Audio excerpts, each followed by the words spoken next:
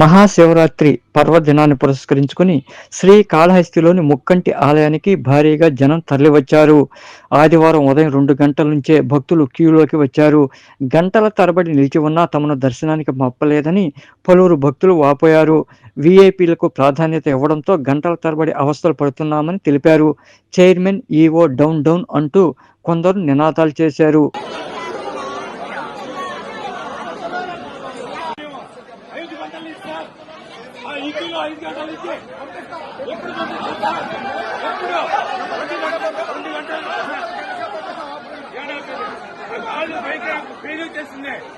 నిలబడుకోలేక 2 5 గంటలకి అంబేద్కర్ గట్టిగా చెప్పేసానండి.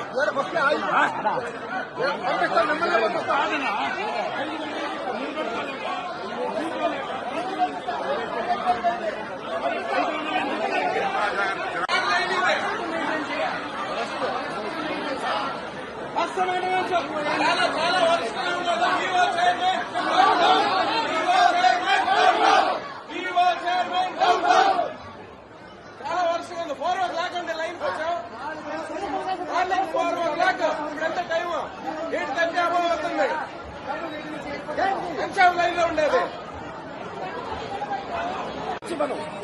డబ్బుల గురించి కాదు. ఏంది ఇది? తప్పు కాదు. ఇది